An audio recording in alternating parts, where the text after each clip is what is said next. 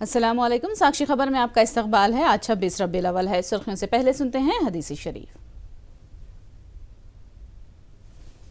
बिस्मिल्लाहिर्रहमानिर्रहीम। हज़रत अबू हुरैरा रज़ी अल्लाह ताला अन्हु से रिवायत है, रसूलुल्लाह सल्लल्लाहु अलैहि वसल्लम ने कभी खाने को बुरा ना कहा।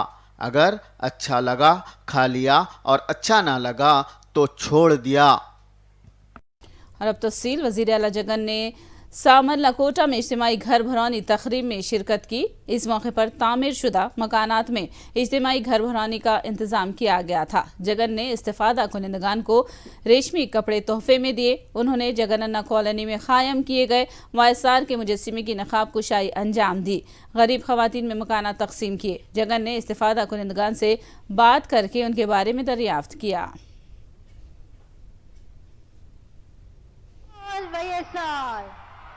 జోహార్ వైఎస్ఆర్ జోహార్ సాకారం చేస్తూ ప్రారంభోత్సవం చేస్తున్న గౌరవ రాష్ట్ర ముఖ్యమంత్రి వర్యులు వైఎస్ జగన్మోహన్ రెడ్డి గారికి అభివందనం చేస్తూ కొత్తింటిలోకి ప్రవేశం చేస్తున్నారు. వారితో కలిసి మన రాష్ట్ర ముఖ్యమంత్రి వర్యులు కుడి కాలుతో పాదం మోపి నూతన గృహ ప్రవేశం చేసి వారి ఆనందంతో పాలు పంచుకుంటూ పేదల సొంత ఇంటి కలను నిజం చేస్తూ అధికారంలోకి వచ్చిన రెండేళ్లలోనే బహుశా ఎప్పుడూ రాష్ట్రంలో చూడని విధంగా, దేశంలో కూడా ఎప్పుడూ జరగని విధంగా ఏకంగా రాష్ట్రంలో 31 లక్షల కుటుంబాలకు, అంటే రాష్ట్ర జనాభాలో దాదాపుగా 20% పైచిలుకు ఉన్న ఇల్లు లేని నిరుపేదలకు వారి ముఖంలో సంతోషాన్ని చూడాలని తాపత్రయపడుతూ మనందరి ప్రభుత్వం అధికారంలోకి వచ్చిన వెంటనే వారందరికీ కూడా మంచి చేస్తూ అక్షరాల నా పేదింటి అక్క చెల్లెమ్మల కొరకు 31 లక్షల ఇళ్ల పట్టాలు దేవుడి దయతో ఇవ్వగలిగాము అని కూడా ఈ సందర్భంగా చెప్పడానికి సంతోషపడతా ఉన్నా. ప్రతి పేదవాడి, మరీ ముఖ్యంగా అక్క చెల్లెమ్మల ముఖాలలో ఈరోజు చిరునవ్వును చూస్తా ఉన్నాము అనంటే దేవుడిని నేను ఇంతకన్నా ఇంకా ఏమడగగలను అని చెప్పి నేను ఈ సందర్భంగా అడుగుతా ఉన్నా. ప్రతి పేదవాడి ముఖంలో చిరునవ్వు కనిపిస్తా ఉంది. ప్రతి అక్క చెల్లెమ్మ ముఖంలో చిరునవ్వు కనిపిస్తా ఉంది. దేవుడు నా చేత ఇంత పేదింటి అక్క చెల్లెమ్మలకు మంచి చేసే అవకాశం దేవుడు నాకు ఇచ్చినందుకు దేవుడికి ఎల్లప్పుడూ మీ బిడ్డ రుణపడి ఉంటాడని ఈ సందర్భంగా తెలియజేస్తా ఉన్నాను. किसी भी समाजी तबके को अपना कहने का दम अपोजिशन कायदीन में नहीं है। बाबू ने हर समाजी तबके की किसी न किसी अंदाज में तौहीन की। वज़ीर आला जगन ने ये रिमार्क किया। उन्होंने कहा कि बाबू ने इक़्तिदार को अवाम की बेहतरी के लिए नहीं बल्कि स्कैम्स के लिए इस्तेमाल किया है। ఎస్సీ కులాలలో ఎవరైనా పుట్టాలని అనుకుంటారా అని చెప్పి అవహేళన చేస్తారు. బీసీలను తోకలు కత్తిరిస్తా ఖబర్దారని చెప్పి అంటారు. పేదలకు ఇంగ్లీష్ మీడియం వద్దంటారు. పేదలకు ఇంటి స్థలాలు ఇస్తే కులాల మధ్య సమతుల్యం దెబ్బతింటుందని ఏకంగా కోర్టుల్లోకి వెళ్ళి కేసులు వేస్తారు. వీళ్ళు మన రైతులను ఓన్ చేసుకోలేరు, మన పిల్లల భవిష్యత్తు గురించి ఆలోచన చేయలేరు, మన అక్క చెల్లెమ్మల గురించి కానీ మన అవ్వాతాతల గురించి కానీ వీరికి పట్టనే పట్టదు. వీరి మనిషి సీఎంగా లేకపోతే అధికారంలో ఉన్న ప్రభుత్వం ఎంత మంచి చేసినా కూడా మంటలు పెట్టి చలి కాసుకోవాలని అనుకుంటారు. అదే వారి మనిషి ముఖ్యమంత్రిగా మాత్రం ఉంటే ఎంతటి దుర్మార్గాలు చేస్తా ఉన్నా, ఎన్ని అన్యాయాలు చేస్తా ఉన్నా కూడా వీళ్ళందరూ కూడా ఏకమై సమర్థిస్తారు. स्किल स्कैम केस में बाबू की जमानत की अर्जी पर हाईकोर्ट ने समाअत 17 अक्टूबर तक मुलतवी कर दी है। एसीबी कोर्ट में जमानत की दरख्वास्त मुस्तरद होने के बाद बाबू ने हाईकोर्ट से रुजू किया है। इस केस में सीआईडी को काउंटर दाखिल करने की हिदायत देते हुए केस की समाअत रवां महीने की 17 तारीख तक मुलतवी कर दी गई। तेलुगु देशम लीडर लोकेश को सोशल मीडिया पर नेटिजन्स की जानिब से हजीमत का सामना है। उन्होंने सवाल किया कि साबिक में मोदी और शाह से मुलाकात का वक्त ना मांगने का दावा करने वाले लोकेश और कोई स्कैम ही नहीं होने का दावा करने वाले लोकेश ने अब दिल्ली जाकर शाह के कदमों में क्यों गिर गए हैं। नेटिजन्स का कहना है कि वायएसआर कांग्रेस को खौफ का एहसास कराने का दावा करने वाले लोकेश दिल्ली जाकर क्यों पनाह ले रहे हैं। नेटिजन्स ने मशवरा दिया कि कुछ बोलने से पहले सोच कर बोले। ప్రధానమంత్రి మోడీజీ గారిని కానివ్వండి, అటుపక్కన హోంమంత్రి అమిత్ షా గారిని నేనైతే టైం అడగలేదు. ప్రధానమంత్రి మోడీజీ గారిని కానివ్వండి, అటుపక్కన హోంమంత్రి అమిత్ షా గారిని నేనైతే టైం అడగలేదు. बाबू ने तेलुगु देशम हुकूमत में फलाही स्कीमात के बजाय बाबू ने स्कैम्स पर तवज्जो मरकूज कर रखी थी। रियासती वजीर आर के रोजा ने ये बात कही है। उन्होंने तिरुपति में 400 मकानात की इज्तिमाई घर भरानी तकरीब में हिस्सा लिया। रोजा ने कहा कि 7,32,000 तामीरशुदा मकानात की तकसीम खुशाइंद बात है।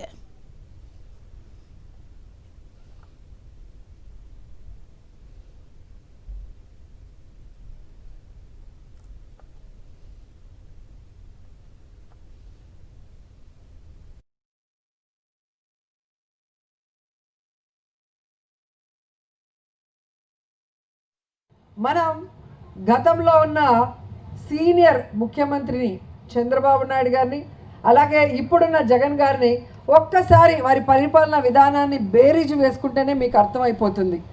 నాకు 40 ఇయర్స్ ఇండస్ట్రీ, నేను ఢిల్లీలో ప్రెసిడెంట్లను చేశాను, ప్రైమ్ మినిస్టర్లు చేశానని చెప్పుకోవటమే కానీ ఎప్పుడూ కూడా పేద ప్రజలకి నేను ఇది చేశాను, పేద ప్రజలకి ఇది చేశాను అని చెప్పడానికి ఆయన దగ్గర ఏమీ ఉండదు. ఎందుకంటే ఆయన ఎప్పుడూ స్కీములు తీసుకురాలేదు, అన్ని స్కామ్లే ఆయన చేసినవి. జగన్మోహన్ రెడ్డి గారు అధికారంలోకి రాకముందు ఇదే 31 లక్షల మంది పేదలు ఇల్లు లేకుండా ఉన్నారు. కానీ ఒక్కరికైనా తెలుగుదేశం పార్టీ చంద్రబాబు నాయుడు ఇంటి పట్టా ఇచ్చిందని నేను అడుగుతున్నాను. వారికి ఇల్లు శాంక్షన్ చేయాలన్నా కూడా ఆ ఊర్లో 1, 2 ఇచ్చి కోతలు పెట్టడం, ఆ 2 కూడా జన్మభూమి కమిటీ వాళ్ళకి కాళ్ళు మొక్కి వాళ్ళ ముందర మన గౌరవాన్ని తాకట్టు పెట్టి వాళ్ళకి లంచాలు ఇస్తే ఆ అరాకొర ఇళ్ళైనా ఇచ్చేవాళ్ళు.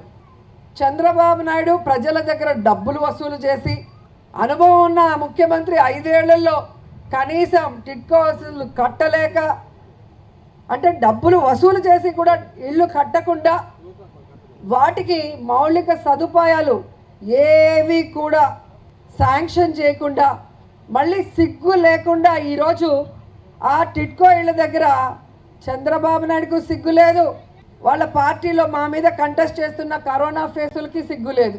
అదే గత ప్రభుత్వంలో చంద్రబాబు నాయుడు చేసేది ఏం లేదు.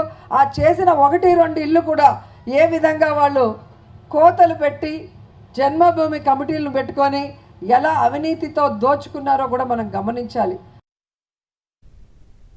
बापटला जिला रेपल्ले शहर में मुनक़िदा एक स्कूल में जगनन्ना सुरक्षा प्रोग्राम का एमपी मोपी देवी वेंकट रमना ने मुआयना किया। उन्होंने इस मौके पर कहा कि हर गरीब सेहतमंद रहे, इसी मकसद से हुकूमत ने जगनन्ना आरोग्य सुरक्षा प्रोग्राम की शुरुआत की है। कैंप में अवाम की तिबी मुआयने जात किए गए और उन्हें मुफ्त में दवाएं भी दी गई।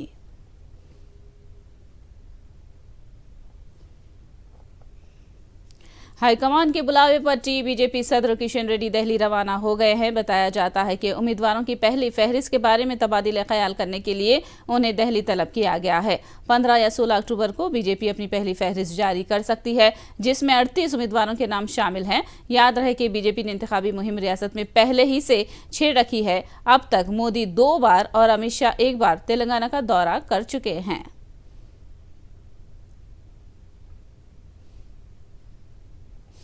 बीजेपी के तेलंगाना इंचार्ज तरुण चुग ने तेलंगाना की केसीआर हुकूमत को करप्ट हुकूमत से ताबीर किया और इल्जाम लगाया कि केसीआर हुकूमत तमाम मुहाजों पर नाकाम हो गई है और असेंबली इलेक्शन में बीआरएस को नाकामी का सामना करना पड़ेगा।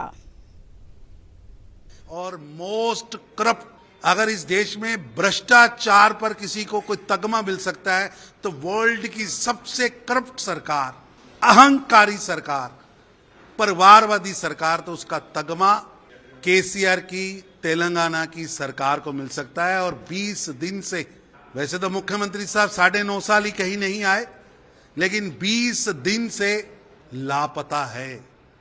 सरप्लस स्टेट था तेलंगाना, भारत का सरप्लस स्टेट था, उसे कर्जे वाला स्टेट बनाने का काम केसीआर ने किया है, उसकी नीतियों ने किया है। और आज कर्जे का ब्याज भुगताने के लिए गरीबों की जमीन, स्टेट की जमीन बेची जा रही है। और मैं केटीआर साहब से निवेदन करूंगा कि खुली बहस के लिए आइए। बीजेपी के एमपी पंडित संजय ने मजलिस के सदर असदुद्दीन अवैसी को चैलेंज किया है कि वो पूरे तेलंगाना में अपने उम्मीदवारों को खड़ा करें। पंडित संजय ने कहा कि मजलिस की क़ियादत मुसलमानों का एतमाद खो चुकी है। उन्होंने मजलिस पर पुराने शहर की तरक्की को नजरअंदाज करने का इल्जाम लगाया है। నేను మళ్ళీ చెప్తున్నా, ఎంఏఎం పార్టీ బీఆర్ఎస్ పార్టీ ఒక్కరు కాకుంటే నేను సవాల్ చేస్తున్నా కదా, మీరు హైదరాబాద్కి పరిమితమై అధికారంలో ఏ పార్టీ ఇస్తే ఆ పైసలు ఎంగిలి మెచ్చలకు ఆశపడి ఆ బిచ్చ బతుకు బతకాలంటారో బతకండి. మిమ్మల్ని ముస్లిం సమాజం కూడా మిమ్మల్ని ఒప్పుకోదు. మీరు నిజంగా అల్లాహ్ని నమ్ముకుంటే, మీరు నిజమైన ముస్లింల కోసం పనిచేసే పార్టీ మీది అయితే, మీరు ఇస్లాంను నమ్ముకుంటే, అల్లా భక్తులైతే, మీరు అల్లా కోసం మీరు పనిచేస్తే, ఎంఏఎం పార్టీ మైనార్టీ వర్గాలకు అభివృద్ధి కోసం మీరు పనిచేస్తే, ఓల్డ్ సిటీ అభివృద్ధి కోసం మీరు పనిచేసినట్టయితే, మీరు మనుషులైతే, ఇవాళ తెలంగాణ రాష్ట్రం మొత్తం మీకు దమ్ము ధైర్యం ఉంటే ఇలా పోటీ అయింది. హైదరాబాద్ దాటి ఎందుకు వస్తలేరు? ఎందుకు అసలు హైదరాబాద్ దాటి ఎంఏఎం పార్టీ రాకపోవడానికి కారణం ఏంది? చేయవలసిన పార్టీ ఎంఏఎం పార్టీ, చీము నెక్తురు లేని పార్టీ ఎంఏఎం పార్టీ. 2-3 సమావేశాలు పెట్టి రెచ్చగొట్టి అది చేస్తే ఈసారి ముస్లిమ్స్ కూడా, ముస్లిం సమాజం కూడా ఎంఏఎం పార్టీకి గుణపాఠం చెప్పడానికి సిద్ధంగా ఉంది. ఎస్, బండి సంజయ్ చెప్పేది కరెక్ట్. ఎంఏఎం పార్టీ హైదరాబాద్ దాటి వస్తలేదు, మమ్మల్ని ఓటు బ్యాంక్గా చూస్తున్నది. హైదరాబాద్లో ఉన్నటువంటి ఓల్డ్ సిటీ వాసులు కూడా, ముస్లిం పెద్దలు కూడా చాలామంది ఫోన్ చేస్తున్నారు. Bandi Sanjay old city new city అలానుకుంటున్నాడు. తప్పేంది? ఎంఏఎం పార్టీ ఎందుకు ఓల్డ్ సిటీ న్యూ సిటీ చేస్తలేదని చెప్పంటుంటారు వాళ్ళే. कांग्रेस उम्मीदवारों की फहरिस्त की इजराई में ताखिर से पार्टी की कामयाबी के इम्कानात पर कोई असर नहीं पड़ेगा, ये दावा कायद कांग्रेस मुकन्नना पार्टी भट्टी विक्रमार्का ने किया। भट्टी विक्रमार्का ने कहा कि अवाम कांग्रेस पार्टी की कारकर्दगी को देखकर वोट देते हैं। उन्होंने कहा कि पार्टी पहले से ही जलसे और पद यात्रा और बस यात्रा के जरिए अवाम से राब्ता बनाए हुए है। కాంగ్రెస్ పార్టీ ప్రచార కార్యక్రమాన్ని గత 6-7 నెలల క్రితం నుంచే మొదలుపెట్టింది. అది పాదయాత్రల రూపేణా కావచ్చు, లేకపోతే బస్సు యాత్రల రూపేణా కావచ్చు, లేకపోతే భారీ బహిరంగ సభల రూపేణా కావచ్చు, డిక్లరేషన్స్ రూపేణా కావచ్చు. ఇవన్నీ చేస్తూ మా పార్టీ క్యాడర్ని ప్రతి మండలంలో, ప్రతి గ్రామంలో కూడా కాంగ్రెస్ పార్టీ పక్షాన మేము తీసుకునే కార్యక్రమాలని, చేయాలనుకున్న కార్యక్రమాలను ఇంటింటికి తీసుకునే వాళ్ళు చెప్పడం జరిగిపోయింది. మా అభ్యర్థులంతా కూడా పార్టీ ప్రాతిపదికనే పోటీ చేస్తారు తప్ప అభ్యర్థుల పేరు మీద ఎన్నికలు ఉండవు. మా పార్టీ నాయకత్వం స్పష్టంగా సిఈసి అయిన తర్వాత ఒక ప్రకటన చేస్తారు. కొద్ది రోజుల్లోనే సిఈసి సమావేశాలు కూడా ఉండొచ్చు. వామపక్ష పార్టీలతో చర్చలు జరుగుతున్నమాట వాస్తవం. కానీ బయట ఏ స్థానాలు ప్రకటన చేసుకొని ఇగో పలానా స్థానాలు ఇచ్చారనే జరిగే ప్రచారం అంతా కూడా అభూత కల్పనే. దాంట్లో ఎటువంటి వాస్తవం లేదు. స్థానాలకు సంబంధించే ప్రక్రియ వాళ్ళు కొన్ని ప్రపోజ్ చేశారు, కొన్నింటిని మేము పార్టీ అధిష్టానం దృష్టి తీసుకుని వెళ్ళాం. పార్టీ అధినాయకత్వం 2 జాతీయ పార్టీలే కాబట్టి ఆ నాయకత్వాలు నేషనల్ లెవెల్లో మాట్లాడుకొని అందుబాటులో అవకాశాలు ఉన్నటువంటి స్థానాల్లో వాళ్ళని అడ్జస్ట్ చేస్తారు. तेलंगाना में इंतखाबी ज़ाब्ते अखलाक नाफिज हो चुका है। गैर कानूनी रकम की मुंतकिल के लिए पुलिस ने तनखी शुरू कर दी है। शहर के मुख्तलिफ मकामात पर पुलिस ने चेक पोस्ट कायम किए हैं। किला गोलकुंडा समेत शहर के मुख्तलिफ मकामात पर पुलिस ने 4 व्हीलर्स और 2 व्हीलर्स गाड़ियों की चेकिंग की है। इलेक्शन कमीशन ने सिर्फ 50,000 रुपये ले जाने की इजाज़त दी है। इंतखाबी कोर्ट के तनाजुर में हैदराबाद गांधी नगर की पुलिस ने गाड़ियों की तनख्ही अंजाम दी। बाइबल हाउस के पास किया कार में मुंतकिल किए जाने वाले सोने को पुलिस ने जब्त कर लिया है। नारायणगुड़े में एक बाइकर के कब्जे से 2 लाख रुपये नकद रकम जब्त कर ली गई है। सिकंदराबाद मार्केट में 1 किलो सोना खरीद कर आदिलाबाद के भैंसा की ज्वेलरी शॉप को मुंतकिल किया जाने वाला सोना को भी पुलिस ने पकड़ लिया। डीसीपी ने बताया कि दरकार दस्तावेजात दिखाने पर ही सोना वापस कर दिया जाएगा, वरना महकमे इनकम टैक्स के हवाले करने की धमकी दी। इंतखाबी शेड्यूल के ऐलान के बाद पुलिस मुस्तैद हो गई है और रियासत भर में गाड़ियों की तलाशी में तेजी लाई गई है। नकद रकम, सोना, चांदी और शराब की भारी मकदार पुलिस ने जब्त की है। सिर्फ हैदराबाद से ही 5 करोड़ 10 लाख रुपए पुलिस ने जब्त किए हैं, जिसमें 7.7 किलो सोना और तकरीबन 12 किलो चांदी शामिल है। वहीं 110 लीटर शराब और 23 मोबाइल फोन जब्त कर लिए गए हैं।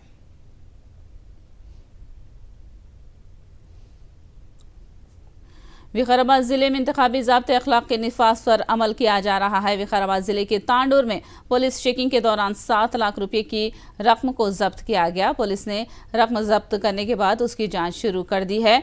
ये रकम एक 2 व्हीलर और 4 व्हीलर गाड़ियों से जब्त की गई। తాండూరులోని విలియం స్కూల్ దగ్గర వాహనాల తనిఖీలో భాగంగా 11 గంటల టైంలో ఒక 2 వీలర్లో 2,50,000 నగదు అమౌంట్ తీసుకుని వస్తున్న ఒక వ్యక్తి దగ్గర 2,50,000 సీజ్ చేయడం జరిగింది. అదేవిధంగా మరొక దగ్గర టౌన్లో మరొక దగ్గర మఫ్తిలో పోలీస్ వాళ్ళు తాండూరులోని మరొక దగ్గర 5,46,065 రూపాయలను కూడా సీజ్ చేయడం జరిగింది. వీటిని 2,50,000 అదేవిధంగా 5,46,000 కూడా వీటి యొక్క లీగాలిటీని పరిశీలించి కన్సర్న్డ్ డిపార్ట్మెంట్ వారి ముందు ప్రొడ్యూస్ చేసేసి వాటి యొక్క లీగాలిటీని పరిశీలించి ఆ తర్వాత వాటిని రిలీజ్ చేయడం జరుగుతుంది. लोकसभा के स्पीकर ओम बिरला ने माहौलियात से मुताल्लिक़ मसाइल को हल करने के लिए तर्ज ज़िंदगी में तब्दीली पर जोर दिया है। स्पीकर दिल्ली में T20 इजलास से खिताब कर रहे थे, जिसका उन्वान तर्ज ज़िंदगी माहौलियात के लिए तर्ज ज़िंदगी था। मिशन लाइफ स्टाइल पर्यावरण संरक्षण का व्यापक दृष्टिकोण है, जो प्रत्येक व्यक्ति को अपने जीवन में रिड्यूस, रीयूज और रिसाइकिल व्यवहार अपनाने की प्रेरणा देता है। इसलिए हमें आज एक ऐसी जीवन शैली, एक ऐसा दृष्टिकोण अपनाने की आवश्यकता है जिसमें हमारे पर्यावरण को नुकसान न पहुंचे। ये हम सबका व्यक्तिगत और सामूहिक दायित्व है। लाइफ स्टाइल मिशन ने हमें जलवायु परिवर्तन, सतत विकास, स्वास्थ्य सुरक्षा, खाद्य सुरक्षा, ऊर्जा सुरक्षा जैसी समकालीन चुनौतियों से निपटने का एक नया मार्ग दिया है। बिहार के बक्सर जिले में पेश आए ट्रेन हादसे में 4 अफराद हलाक और 3 दूसरे मुसाफिरीन जख्मी हो गए। यह हादसा रघुनाथपुर स्टेशन में उस वक्त पेश आया जब कमखैया नॉर्थ ईस्ट एक्सप्रेस के डब्बे पटरियों से उतर गए। इस हादसे के बाद 92 ट्रेनों के रुख को मोड़ दिया गया और 22 ट्रेनों को मनसूख कर दिया गया। देखभाल का नाक़िस इंतजाम ट्रेन हादसे की वजह बताई जा रही है। झटका लगा तो लोग इधर से उधर लड़ना शुरू कर दिए और आगे के जब बोगी पलटी हो गया 4-5 बोगी, तो हमारे डब्बे में 2-3 लोग थे जिनके पैर कटे हुए थे। उनको कंधे में चोट आ गया है और हाथ में चोट आ गया है और बिजली का तार बगल में जो है, हाँ, बिजली का तार पूरा गिर गया, करंट फैल गया था। और हम तो उस टाइम पे वहाँ पे उतरे हैं, 4-5 लोगों को बचाने का भी काम किए हैं जितना हमसे हो सका है। और उसके बाद कोशिश किए हैं किसी को करंट न लगे। गांव के लोग जो भी यहाँ के थे, समाज के, इस रामनाथपुर के सभी लोगों ने बहुत हेल्प किया है, हर चीज़ से बहुत मदद किया है। समय रहते हुए बगल में चिकित्सा केंद्र था, उसके वजह से भी जो है बहुत ज़्यादा यहाँ पे जो है जो हादसा होना था उससे बहुत राहत मिला है। ठीक है। साक्षी खबर में फिलहाल इतना ही। साक्षी टीवी पर खबरों का सिलसिला जारी रहेगा।